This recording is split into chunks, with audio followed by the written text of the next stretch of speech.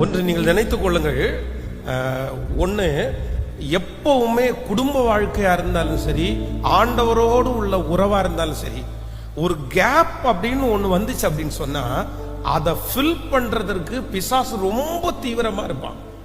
குடும்ப வாழ்க்கையில பாருங்க, இந்த கணவன் மனைவி 2 பேரும் போயிட்டு இருப்பாங்க பாருங்களேன். இவங்க 2 பேரும் ஒன்னா டிராவல் பண்ற வரைக்கும், ஒன்னா பேசுற வரைக்கும், சிலருக்கு திருமணமான அந்த புதுசுல 2 பேரும் ஒன்னாவே இருப்பாங்க. நாளைக்கு என்ன சமைக்கலான்றது முதற்கொண்டு ஒன்னா பேசுவாங்க. என்ன பேசலாம், எங்க போலாம், 2 பேரும் சேர்ந்து பிளான் பண்ணுவாங்க. அவங்க 2 பேருக்குள்ளேயும் ஒளிவு மறைவோ இல்ல 2 பேருக்குள்ளேயும் வேற்றுமையோ இருக்காது. 2 பேரும் ஒன்னா டிராவல் பண்ணுவாங்க.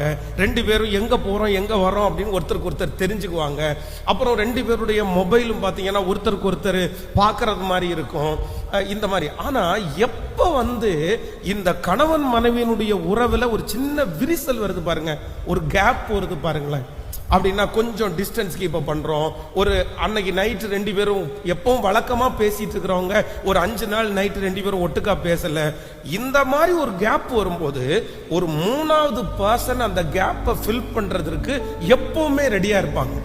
அப்போ இந்த 2 பேருக்குள்ளேயும் இருக்கிற கேப் விரிசல் பெருசாகி 3வது ஒரு ஏதாவது ஒன்று எதான இருக்கலாம், ஒரு டிவியா இருக்கலாம், ஒரு போனா இருக்கலாம், அது உள்ள வந்துச்சு அப்படின்னு சொன்னா அகைன் இவங்க 2 பேரும் ஒன்னாகிறது, திருப்பி அந்த நிலைமைக்கு வர்றது அப்படின்றது ரொம்ப கஷ்டமான ஒன்று. அதே போல ஆண்டவரை கூடிய வாழ்க்கையிலையும் அப்படிதான்.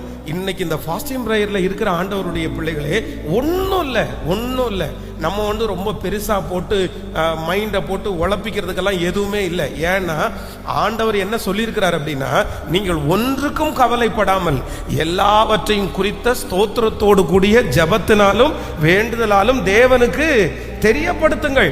அவருடைய அனுமதி இல்லாமல் உங்களுடைய ஒரு தலைமயிராகிலும் கீழே விழாது. அதனால ஆண்டவர் நம்மை அறிந்திருக்கிறார், ஆண்டவர் நம்மை விசாரிக்கிறார், ஆண்டவர் நம்மோடு கூட பிரயாணம் பண்ணுகிறார். அதனால நம்ம ஒன்றும் பெருசா போட்டு எதையுமே குழப்பிக்க வேண்டியது இல்லை. எல்லாம் நல்லபடியா நடக்கும். இதுவரையிலும் நடத்தினவர், இப்போ நடத்துகிறவர், இனிமேலும் நம்மை நடத்துவதற்கு அவர் வல்லவராய் இருக்கிறார். மோசேயை பார்த்து அவர் சொன்ன ஒரே ஒரு வார்த்தை,